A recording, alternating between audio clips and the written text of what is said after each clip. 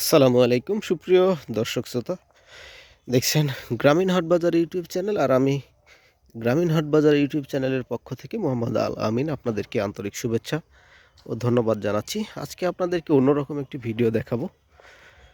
এই পরন্ত বিকেলে বৎসরের শেষ 25 সাল বিদায় লগ্নে আর মাত্র কয়েক ঘন্টার ব্যবধান, সূর্য ডুবো ডুবো ভাব, কিছুক্ষণ পরেই নতুন বছরের শুভ সূচনা হবে। আশা করি সবার বৎসরটা ভালো কাটবে। সবাই সবার জন্য দোয়া করবেন। আর আপনারা অবশ্যই আমার এই চ্যানেলটি সাবস্ক্রাইব করে ফেলবেন। আজকে এমন একটা ঝড় তুলে দিবেন যেন একদম 10-20 হাজার সাবস্ক্রাইবার আমার হয়ে যায়।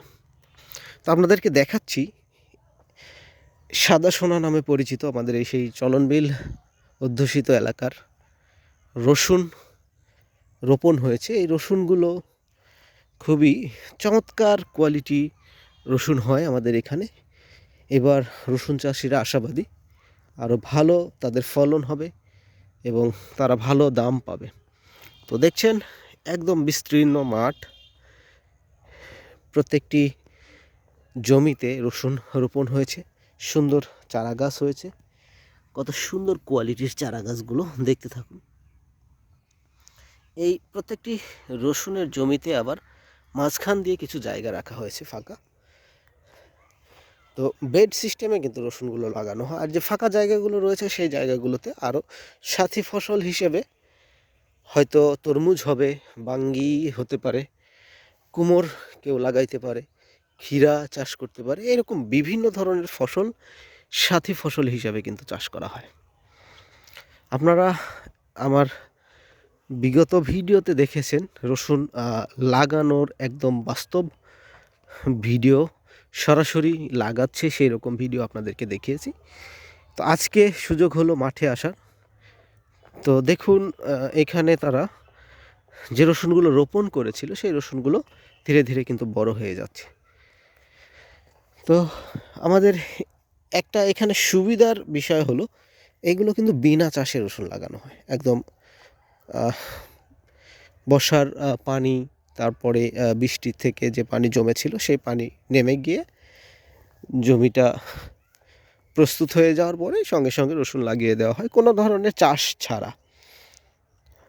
তো এই বিনা চাষে রসুন লাগানোর জন্য আমাদের এই নাটোর জেলার গুরদাসপুর উপজেলা কিন্তু বিখ্যাত। বাংলাদেশের মধ্যে আপনারা যদি দেখেন কোথাও এরকম হয়তো পাবেন কি না আমার জানা নেই। আমাদের এই দিক থেকে যে রসুনগুলো হয় এবং এটা কিন্তু খুবই মানসম্পন্ন রসুন, আপনাদেরকে আজকে আমি এই সরাসরি দেখাচ্ছি। পরন্ত বিকেলে এই মাঠে আসার সুযোগ হলো, আপনাদের সঙ্গে একটু কথা বলার সুযোগ হলো।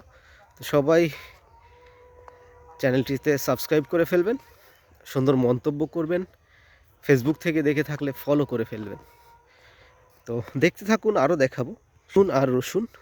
রসুন চাষ হয়েছে, সামনে আর বন্ধুরা সবাই দাঁড়িয়ে আছে, তাদের উদ্দেশ্যে যাচ্ছি। ভাবলাম আপনাদেরকে এই বিনা চাষে রসুন কেমন হয়েছে দেখাই। রসুনগুলো কিন্তু খুবই চমৎকার কোয়ালিটির হয়েছে এবং বেশ আশানুরূপ ফলন হবে ইনশাআল্লাহ। চাষিরা সবাই এগুলো চাষ করে খুশি, কারণ আর কিছুদিনের মধ্যেই তারা এই রসুনগুলো তুলে ফেলবে। এই মাঝখানে যে ফাঁকা বেড রেখেছে বা জায়গা রেখেছে সেখানে তারা সাথী ফসল হিসাবে যে ফসলগুলো রোপণ করবে সেই ফসল তারা বাজারে নিয়ে গিয়ে বিক্রয় করবে। তাদের রানিং প্রসেস মানে রোলিং প্রসেসে তাদের টাকাগুলো কিছু টাকা উঠে আসবে। তাদের টার্গেট একটাই, যে সাথী ফসল দিয়ে জমির লিজ খরচ, চাষের খরচ, এভরিথিংস তারা উঠিয়ে ফেলবে। আর রসুনে যে টাকাটা তারা বিক্রয় করবে পুরোটা তাদের লাভের খাতায় জমা হবে। এরকমই একটা তাদের আর কি প্রচেষ্টা। বাকিটা উপরওয়ালার ইচ্ছা। সবাই তো এই ইচ্ছাতেই রয়েছে, ইনশাআল্লাহ তাদের আশা পূরণ হোক, আমরা চাই।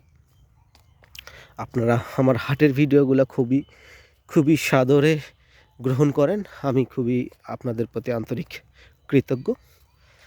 তো আজকের এই পরন্ত বিকেলে বছরের শেষ দিন, 25 সাল শেষ হচ্ছে, আজকেই শেষ হবে ইনশাআল্লাহ। আগামীকালকে নতুন বছরের 1 তারিখ, মানে জানুয়ারি মাসের 1 তারিখ হবে 26 সালের শুরু।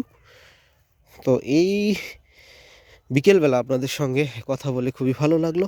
এখানে দেখুন পেঁয়াজ চাষ করেছে, পেঁয়াজগুলো খুবই সুন্দর হয়েছে, চমৎকার কোয়ালিটি। আমরা দেখছি এখানে আমার বন্ধু দাঁড়িয়ে আছে, সে আমাকে বলছে যে শেষ হলো না, শেষ শেষ করি করি বলেও শেষ হচ্ছে না। বন্ধুর একটু সাক্ষাৎকার নিব।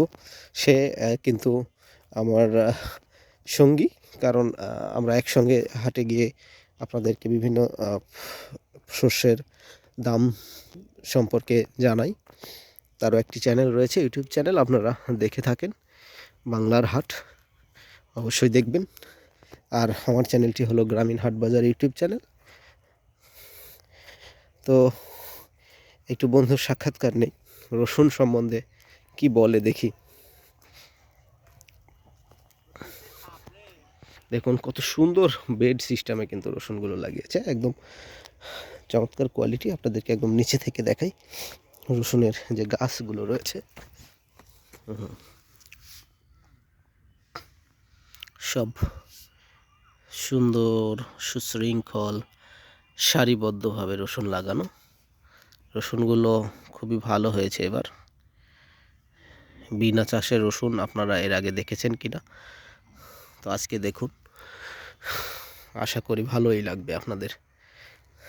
আমিও অনেক দিন ধরেই চেষ্টা চালাচ্ছিলাম এখানে যে সাথী ফসল হিসাবে এখানে কিছু লাগানোর জন্য প্রস্তুত হচ্ছে।